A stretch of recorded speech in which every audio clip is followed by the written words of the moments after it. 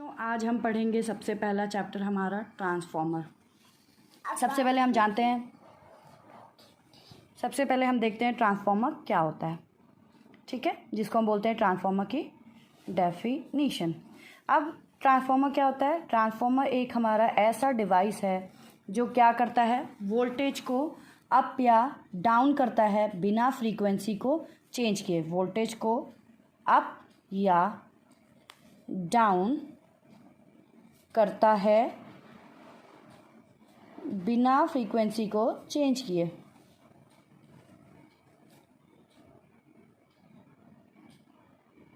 बिना फ्रीक्वेंसी को चेंज किए। फ्रीक्वेंसी क्या होती है? सबसे पहले हमें उसके लिए जाना पड़ेगा फ्रीक्वेंसी क्या होती है। जैसा कि हम सब लोग जानते हैं कि फ्रीक्वेंसी क्या होती है। Frequency is equal to 1 upon time period. मतलब कि एक सेकेंड में हमारे कितना सिग्नल्स जा सकते हैं उसको हम क्या बोलते हैं, फ्रीक्वेंसी। इंडिया में जो फ्रीक्वेंसी होती है वो होती है 50 हर्ट्ज। क्या होती है? 50 हर्ट्ज। हर्ट्ज क्या है? फ्रीक्वेंसी को नापने की यूनिट। तो हमारा ट्रांसफॉर्मर की डेफिनेशन क्या कहती है कि ट्रांसफॉर्मर का काम क्या होता है। ट्रांसफॉर्मर क्या है?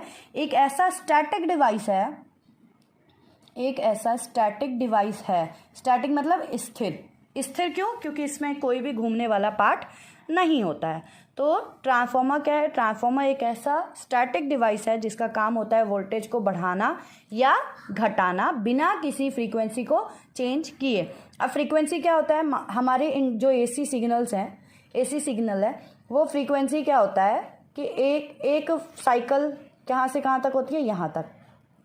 ठीक है, तो क्या कहते हैं, एक साइकिल मतलब एक सेकेंड में कितनी बार ये एक साइकिल, कितनी साइकिल्स जा रही हैं उसको हम क्या बोलेंगे, फ्रीक्वेंसी। इंडिया में होती है जो कि 50 हर्ट्ज।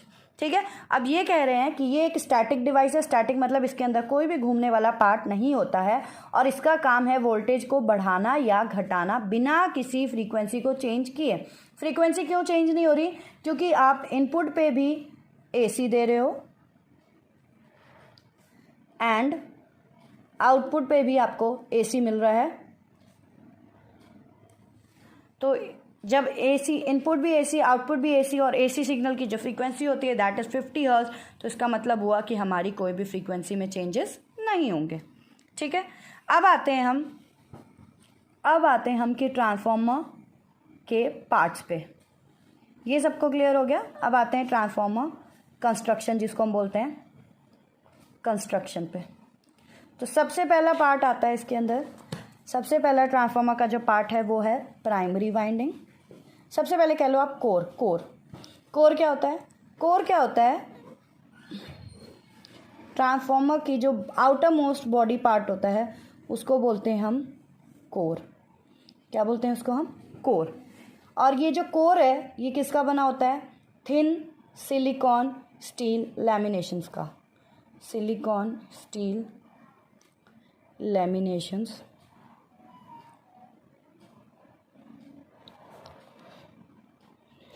ठीक है, कोर जो है वो हमारा बना होता है थिन सिलिकॉन स्टील लैमिनेशंस का। लैमिनेशन मतलब क्या होती है? पतली पतली जो चादरें होती हैं उसको हम बोलते हैं। मतलब हमने क्या किया, सिलिकॉन स्टील की एक चादर ली, उसके ऊपर एक परत एक परत एक परत एक परत ऐसे करके हमने बहुत सारे परत जोड़ के क्या करे, एक मोटा सा लेयर बना दिया, उसको बोलते हैं लैमिनेशंस। लैमिनेशंस मतलब परत। तो कोर हमारा किसका बना होता है? थिन सिलिकॉन स्टील लैमिनेशंस का, जिससे क्या होता है कि हमारी एडी करंट लॉसेस कम हो जाती हैं। एडी करंट लॉसेस कम हो जाती हैं।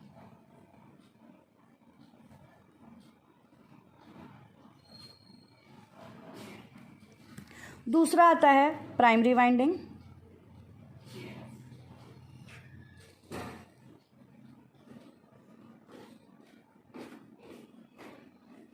दूसरा आता है प्राइमरी वाइंडिंग। प्राइमरी वाइंडिंग क्या है? ये इस तरह की वाइंडिंग्स होती हैं जिस पे हम क्या करते हैं, इनपुट पे एसी सिग्नल देते हैं। मतलब प्राइमरी वाइंडिंग कौन सी वाइंडिंग हुई? वो वाइंडिंग जिस वोल्टेज को हमने बढ़ाना या घटाना है उस वोल्टेज को हम जिस पर देते हैं उस वाइंडिंग को हम क्या बोलते हैं? Primary winding. तीसरा आता है सेकेंडरी वाइंडिंग। इसका मतलब बेसिकली हम ये भी कह सकते हैं कि प्राइमरी वाइंडिंग वो है जिस पे हम इनपुट देते हैं और सेकेंडरी वाइंडिंग वो है जिस पे हम आउटपुट लेते हैं, ठीक है, या जिससे हम बढ़ी हुई या घटी हुई वोल्टेज को बाहर ले रहे हैं उसको हम क्या बोलते हैं, सेकेंडरी वाइंडिंग। प्राइमरी वाइंडिंग क्या है, जिस पे जिस वोल्टेज को बढ़ाना या घटाना है वो जो वोल्टेज हम दे रहे हैं, सिग्नल दे रहे हैं, उसको हम क्या बोलते हैं, प्राइमरी वाइंडिंग, ठीक है। उसके बाद आता है हमारा कोर हो गया, प्राइमरी वाइंडिंग हो गया, सेकेंडरी वाइंडिंग हो गया। अब इसके बाद आता है हमारे एक मेन पार्ट है Buchholz relay. Buchholz relay, Buchholz relay क्या होता है, ये एक ऐसा कह लो आप सेंसर है या एक ऐसा डिवाइस है। बकल रिले, रिले मीन्स होता है सेंसर, सेंसर। तो बकल रिले का काम क्या होता है, ये एक ऐसा डिवाइस है जो क्या करता है, जो भी इनपुट आ रहा है, जो भी इनपुट आ रहा है उसको सेंस करता है, सेंस करता है, और अगर आ रहा है उसको सेंस करता है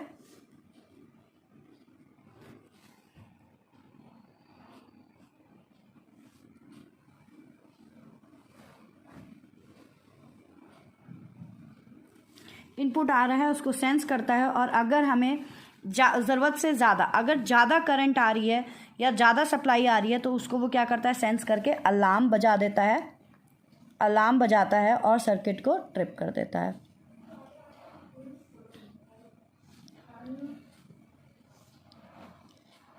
और सर्किट को ट्रिप कर देता है।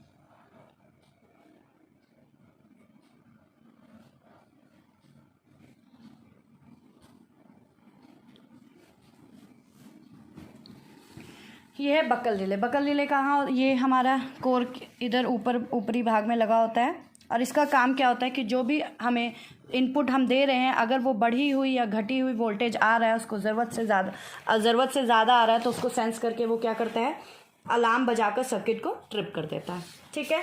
उसके बाद आता है हमारा फिफ्थ पार्ट जिसको हम बोलते हैं कंजर्वेटर टैंक।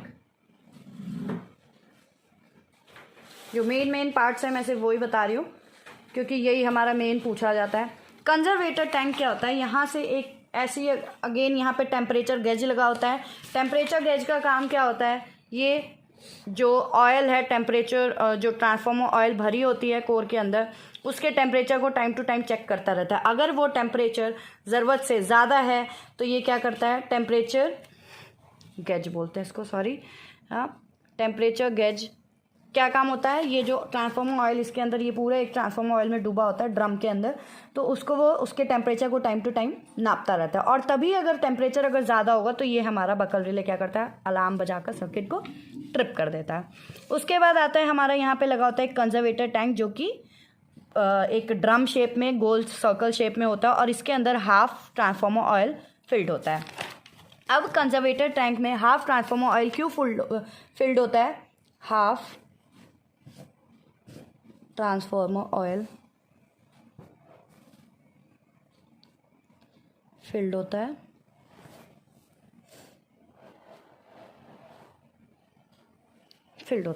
अब इसके अंदर हम हाफ ट्रांसफार्मर ऑयल रखते हैं। क्यों, क्योंकि जब हमारा टेम्परेचर, या हमें कुछ भी पता है कि जब कोई भी मशीन चलती है तो क्या होता है, सर्किट गर्म होता है। ऑब्वियसली जब हमारा ये ट्रांसफार्मर चलेगा इसके पार्ट्स गर्म होंगे, ऑयल जो है वो गर्म होगा तो भाप बनेगा। वो भाप क्या होगा, जब ये सारी पाइप से जुड़ी है, वो भाप यहाँ पे आएगी जिसको हम वेपर्स भी बोल सकते हैं। तो जब ये भाप यहाँ पे आएगी तो ये जो इसके अंदर ट्रांसफार्मर में हाफ ऑयल फिल्ड है वो क्या होगा, ये भी एक्सपैंड हो जाएगा। क्यों, क्योंकि हमने प्रॉपर्टी पढ़ी है कि ऑयल जब भी गर्म होता है तो वो क्या होता है, एक्सपैंड होता है। एक्सपैंड होगा तो क्या होगा कि इसकी ट्रांसफार्मर ऑयल गर्म होकर इस खाली जगह पे भी पूरा भर जाएगी। इसीलिए हम इसको पूरा ट्रांसफार्मर ऑयल नहीं फिल करते। अगर हम पूरा इसमें ट्रांसफार्मर ऑयल रखेंगे तो ये क्या होगा, बर्स्ट हो जाएगा। तो इसलिए हम इसमें हाफ ऑयल रखते हैं, या जब भी हमारी ट्रांसफार्मर ऑयल की कहीं पे कमी आती है तो वो यहाँ से फुलफिल हो सकती है। और दूसरा रीज़न इसमें हाफ ऑयल का, क्योंकि जब गर्म होता है ऑयल तो वो खाली स्थान पे भर जाता है, और उसकी गर्म हवा जो है यहाँ पे एक लगा होता है डिवाइस जिसको हम बोलते हैं ब्रीथर, जो कि हमारा 7 डिवाइस है उसको हम बोलते हैं ब्रीथर। ब्रीथर का क्या काम होता है, और ये जितनी वेंट्स होती हैं या पाइप्स होती हैं इनको बोलते हैं हम एक्सप्लोजन वेंट्स, ठीक है। ब्रीथर का काम क्या होता है, ये जो गर्म हवा है इसको चूस कर बाहर निकालना और ठंडी हवा को अंदर भेजना। और ये किसके द्वारा होता है? ब्रीथर के अंदर भरा होता है एक सिलिका जेल, जिसकी प्रॉपर्टी होती है मॉइस्चर को एब्जॉर्ब करना, जिसकी प्रॉपर्टी होती है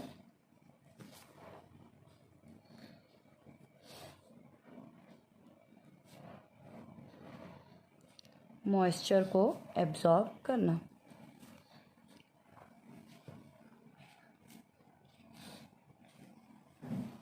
मॉइस्चर को एब्जॉर्ब करना, ठीक है। तो ब्रीथर का क्या काम है? अब ब्रीथर के अंदर कोई पूछ दे, ये ज़्यादातर हमारे एमसीक्यू में आता है कि सिलिका जेल की क्या प्रॉपर्टी होती है, तो हमें सिंपल पता होना चाहिए कि सिलिका जेल जो होता है उसकी प्रॉपर्टी होती है कि वो मॉइस्चर को एब्जॉर्ब करता है। तो सिलिका जेल जो ब्रीथर के अंदर भरा होता है वो क्या करेगा? ये जो ऑयल गर्म होगी उसकी गर्म हवा को बाहर निकालेगा और ठंडी हवा को अंदर भेजेगा, ताकि ये ऑयल फिर से वापस से ठंडा होकर अपने लेवल पे आ जाएगा, ठीक है। ये हमारा पूरा ट्रांसफार्मर की कंस्ट्रक्शन होगी, ठीक है। और एक और क्वेश्चन इससे बहुत ज़्यादा जैसे एग्जामिनर्स आते हैं हमारे एक्सटर्नल, तो वो क्या पूछते हैं कि कंजर्वेटर टैंक में हाफ ऑयल क्यों फील्ड होता है? तो ये आपको पता होना चाहिए कि कंजर्वेटर टैंक में हाफ ऑयल इसलिए फील्ड होता है क्योंकि जब हमारी ऑयल एक्सपैंड होती है तो वो खाली जगह पे भी भर जाती है, जिसकी वजह से अगर ये पूरा ऑयल फील्ड होगा तो ये बर्स्ट हो सकता है, इसलिए हम इसको हाफ ऑयल फील्ड रखते हैं, ठीक है। अब एक मैं चीज़ आपको और बता दूं कि ब्रीथर बेसिकली कंस्ट्रक्शन टाइप्स कह लो आप ब्रीथर का, आपकी बुक में भी मेंशन्ड है, आप लोग वहाँ से पढ़ सकते हो। ब्रीथर क्या होता है? एक ऐसे बॉक्स टाइप होता है और इसके अंदर सबसे पहले 6 पोल मर्करी स्विच लगा होता है। वेरी इंपॉर्टेंट क्वेश्चन, 6 पोल मर्करी स्विच लगा होता है, ठीक है। ये सबको पता होना चाहिए। अब इसमें क्या होता है? एक यहाँ पे फ्लोट होता है जिसके 2 प्लंजर्स होते हैं, ऑब्वियसली ये हमें सबको पता ही होता है कि एक स्विच की तरह काम करता है ये, जिसके 2 प्लंजर्स होते हैं। इसको बोलते हैं हम फ्लोट ए और इसको बोलते हैं हम फ्लोट बी। ये है हमारा फ्लोट बी कह लो। ये अलार्म सर्किट भी यहाँ पे होती है और ट्रिप सर्किट भी होती है, 2 ट्रिप सर्किट। क्या होता है जब हमारा मान लो आप ट्रांसफार्मर ऑयल बहुत ज़्यादा गर्म हो गया या कोई छोटी फॉल्ट आ गई, जैसे कि क्या हुआ कहीं पे शॉर्ट सर्किट हो गया या कहीं पे छोटी मोटी कुछ भी फॉल्ट आई कि कहीं पे हमारा ओपन सर्किटेड रह गया सर्किट, तो वो क्या करेगा? फ्लोट ए जो है ये सेंस करेगा, सेंस करके क्या करेगा? ये अपने प्लंजर्स को क्लोज कर लेगा। जब क्लोज कर लेगा तो ये क्या होगा? इसके आसपास बहुत सारा प्रेशर क्रिएट हो जाएगा। वो प्रेशर कैसे क्रिएट होगा कि जो भी छोटी मोटी फॉल्ट है वो क्या करेगी? यहाँ पे प्रेशर क्रिएट करते हैं, यहाँ पे प्रेशर क्रिएट करते हैं तो क्या होता है? बहुत ज़्यादा प्रेशर लगने की वजह से क्या होता है? ये फ्लोट अपने आप को बंद कर लेता है। कह लो बेसिकली एक स्विच टाइप है। ये क्या करते हैं? अपने आप को क्लोज कर लेगा। जब क्लोज कर लेगा तो सर्किट में आगे सप्लाई नहीं जाएगी और हमारा ट्रांसफार्मर जलने से बच जाएगा। अब वहीं मान लो आपको ज़्यादा फॉल्ट आ गया, ज़्यादा फॉल्ट मतलब कहीं सर्किट में शॉर्ट सर्किट आ गया या कहीं पे हमने वायर्स को नंगी छोड़ दिया, उसको क्लोज नहीं किया, हमने उसको इंसुलेटर से अच्छे से कवर नहीं किया या ट्रांसफार्मर ऑयल कम हो गया, उस केस में क्या होगा? फ्लोट ए के आसपास प्रेशर क्रिएट हो जाएगा। वो प्रेशर इतना ज़्यादा होगा कि वो फ्लोट बी को भी प्रेशराइज करेगा कि तुम अपने प्लंजर्स को क्लोज करो। फिर क्या होगा? ये अपने प्लंजर्स को क्लोज करेगा, जिसकी वजह से क्या होगा? यहाँ पे अलार्म बज के सर्किट ट्रिप हो जाएगा और हमारा ट्रांसफार्मर जलने से बच जाएगा। ये है हमारा ब्रीथर की वर्किंग। बाकी पूरा कंस्ट्रक्शन आप लोग अपने बुक से देख सकते हो। उसके बाद आता है आज का हमारा थर्ड टॉपिक है working of transformer. Working of transformer.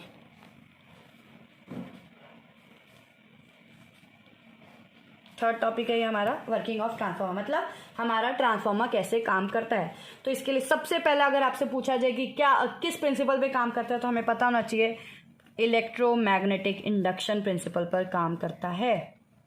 Electromagnetic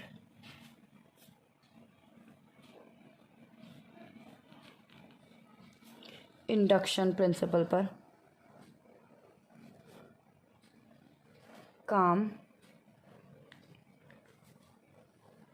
करता है, ठीक है। अब हमें पता होना चाहिए इलेक्ट्रोमैग्नेटिक इंडक्शन प्रिंसिपल क्या होता है। तो Faraday's law of electromagnetic induction, इसको हम इलेक्ट्रोमैग्नेटिक इंडक्शन प्रिंसिपल का पूरा नाम है Faraday's law of electromagnetic induction. Faraday's law of electromagnetic induction क्या कहता है कि जब भी कहीं पे फ्लक्स में चेंज होगा, उनके दो लॉज हैं। फर्स्ट लॉ कहता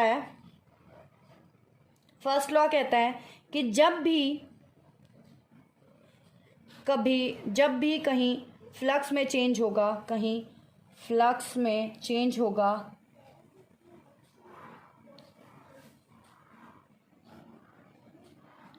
तो ईएमएफ प्रोड्यूस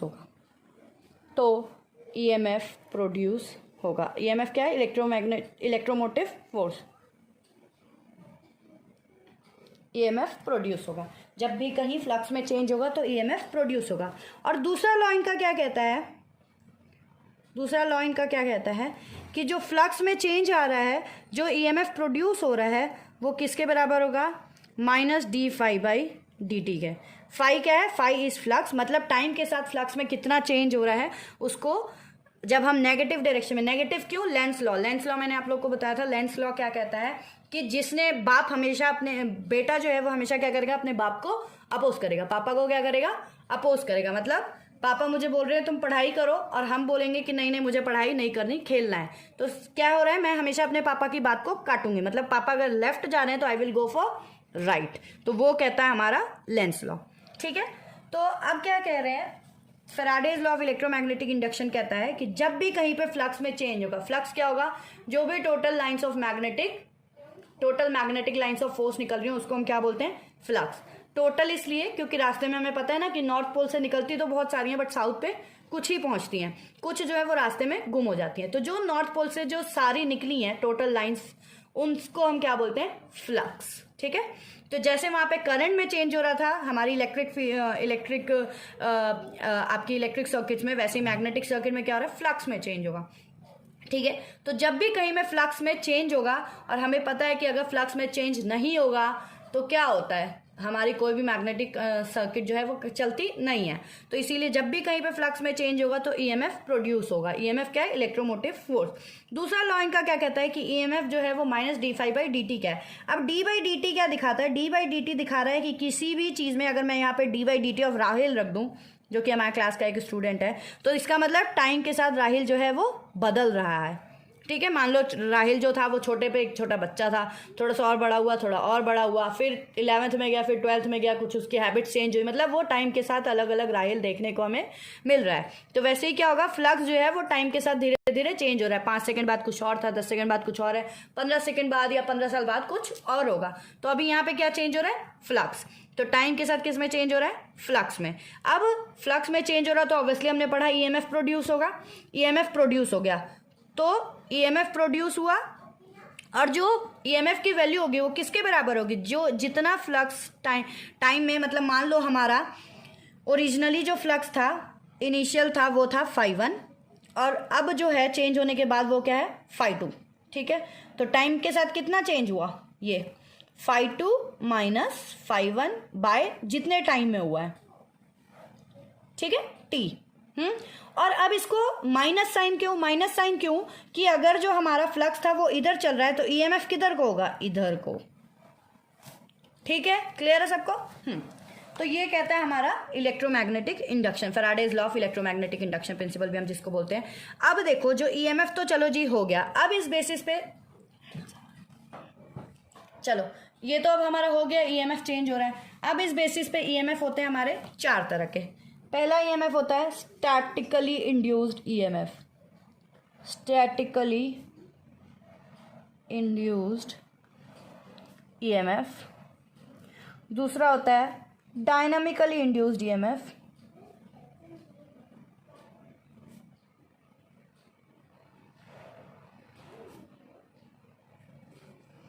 तीसरा होता है सेल्फ इंड्यूस्ड ईएमएफ।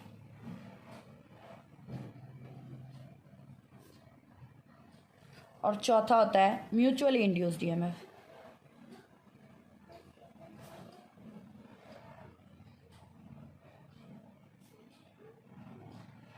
ठीक है, ये हमारे 4 तरह के ईएमएफ इंड्यूस हो गए। जो ये ईएमएफ बनी है इन चारों में से कोई भी हो सकती है। अब सबसे पहले जानते हैं स्टैटिकली इंड्यूस्ड ईएमएफ क्या होता है। स्टैटिक जैसा कि नाम ही बता है, स्टैटिक मतलब कोई चीज़ स्थिर है। स्थिर क्या है, जब हमारा कंडक्टर और जो मैग्नेटिक फील्ड दोनों एक जगह पे रुके होंगे, स्टैटिक होंगे, तो उस टाइम पे जो ईएमएफ प्रोड्यूस होगा फ्लक्स में चेंज की वजह से, उसको हम क्या बोलेंगे, स्टैटिकली इंड्यूस्ड ईएमएफ। ये हमारा +1 में सिलेबस था, फिर भी एक थोड़ा बार हम रिवाइज कर ले रहे हैं। डायनामिकली इंड्यूस्ड ईएमएफ क्या होगा, जब या तो ये चल रहा होगा या ये चल रहा होगा। अगर ये चल रहा है तो ये कांस्टेंट होगा, ये चल रहा है तो ये कांस्टेंट होगा। मतलब दोनों में से कोई जब एक मूव करेगा तब कौन सा ईएमएफ प्रोड्यूस होगा, dynamically induced EMF due to change in flux. तीसरा आता है सेल्फ इंड्यूस्ड ईएमएफ। अब सेल्फ इंड्यूस्ड ईएमएफ और म्यूचुअली इंड्यूस्ड ईएमएफ, ये दो बहुत इंपॉर्टेंट है, बिकॉज ट्रांसफार्मर जो है ये इन्हीं प्रिंसिपल्स पे काम करता है। अब सेल्फ इंड्यूस्ड ईएमएफ क्या होता है हमारा, कि एक कोई कॉइल है, इसकी जब खुद की फ्लक्स में चेंज होगा, मतलब इसमें फ्लक्स चल रहा है, फ्लक्स जो है यहाँ पे ∅1 है, यहाँ पे ∅2 है, यहाँ पे ∅3 है, यहाँ पे ∅4 है।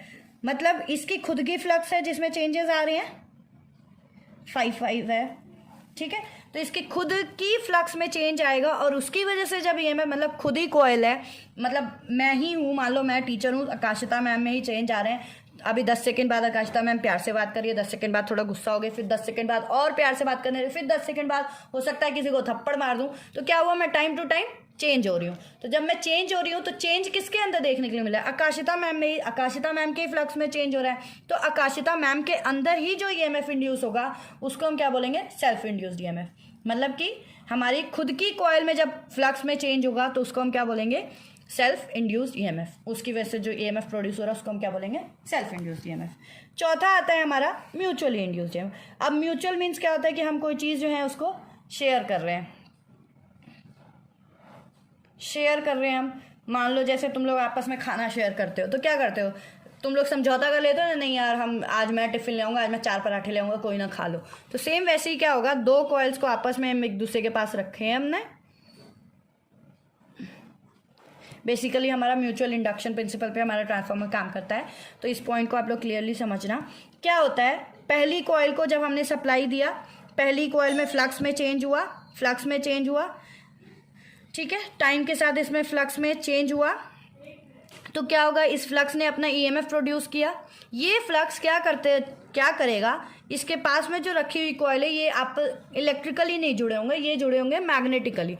जब ये मैग्नेटिकली जुड़े हैं तो इसके फ्लक्स को आगे भी रास्ता मिल रहा है, तो ये क्या करेगा, सेकेंडरी कॉइल मतलब जो पास में दूसरी कॉइल रखी है उसको भी कट करेगा, उसके अंदर भी क्या करेगा, फ्लक्स इंड्यूस कराएगा। तो जब फ्लक्स उसके अंदर पैदा होगा तो उस टाइम पे क्या होगा, इसके फ्लक्स को दूसरी वाली कॉइल ने शेयर किया। तो जब दूसरी कॉइल ने पहली वाली कॉइल के फ्लक्स को शेयर किया तो दूसरी कॉइल में जो ईएमएफ इंड्यूस होगा that is called mutually induced EMF. ठीक है, क्लियर है बच्चों।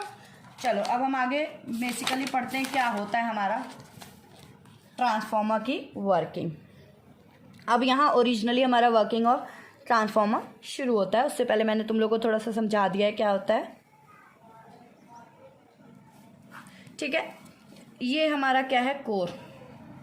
एक बार वापस से रिवीजन कर लेते हैं। कोर क्या होता है, जो कि थिन सिलिकॉन स्टील लैमिनेशंस का बना होता है। इसके ऊपर हमारी दोनों वाइंडिंग्स लगी होती हैं और इसका ये आउटर मोस्ट कवर है हमारे ट्रांसफार्मर का।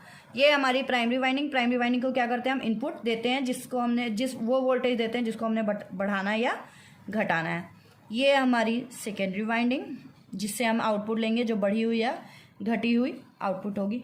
अच्छा, इसमें तुम लोग डायग्राम में एक और चीज़ नोट करना कि तुम लोग देखो ट्रांसफार्मर को इस बेसिस पे इसके नंबर ऑफ वाइंडिंग्स, जो कि नंबर ऑफ टर्न्स बोल सकते हैं हम इसको, इसमें N1 टर्न्स हैं, इसमें N2 टर्न्स हैं, इसमें N1 टर्न्स हैं, इसमें N2 टर्न्स हैं। तो अगर N1 मान लो 1 2 3 4 5, इधर 5 हैं और इधर कितने 1 2 3 4 5 1 6, इधर क्या है 6।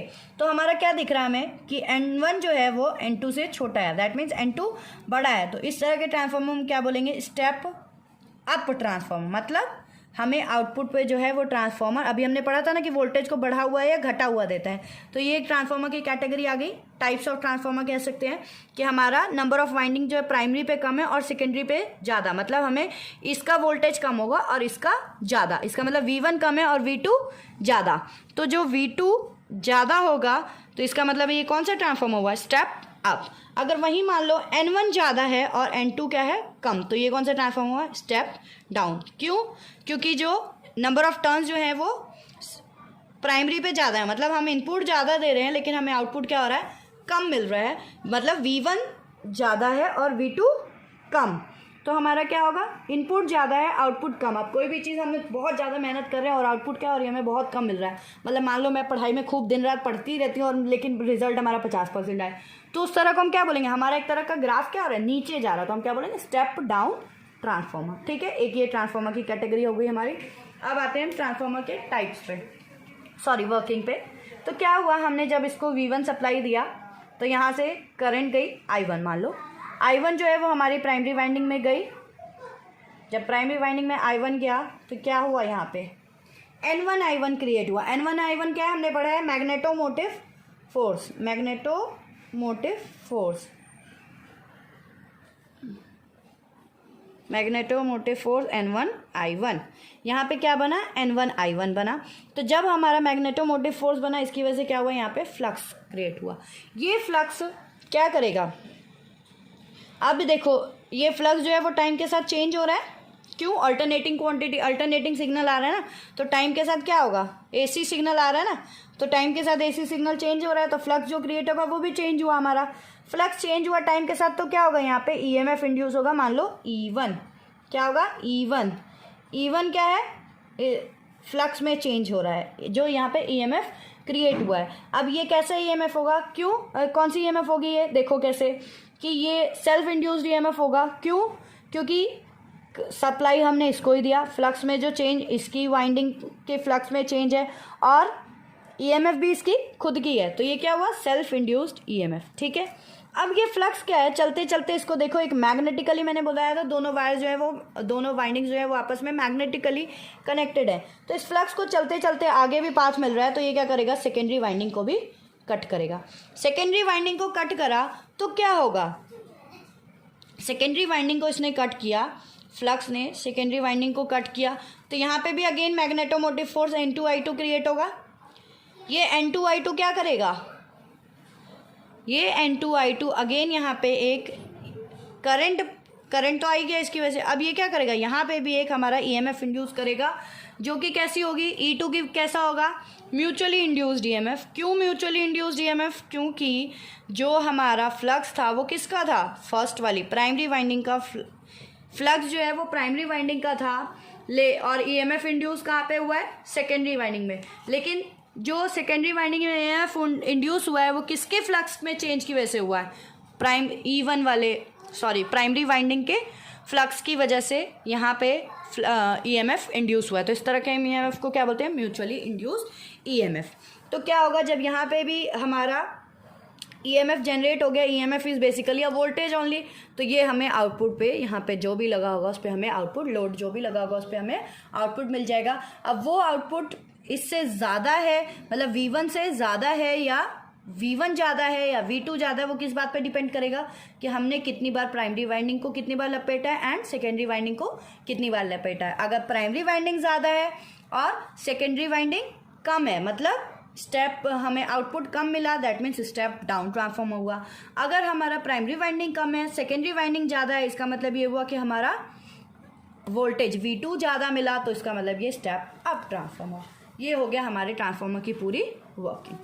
आज के लिए इतना ही, बाकी हम कल करेंगे। और बच्चों अपने रिव्यूज़ ज़रूर देना कि तुम्हें कैसा लगा। अगर कोई भी किसी को डाउट है तो सबके पास मेरा नंबर है ही, मुझे कंसर्न कर सकता है।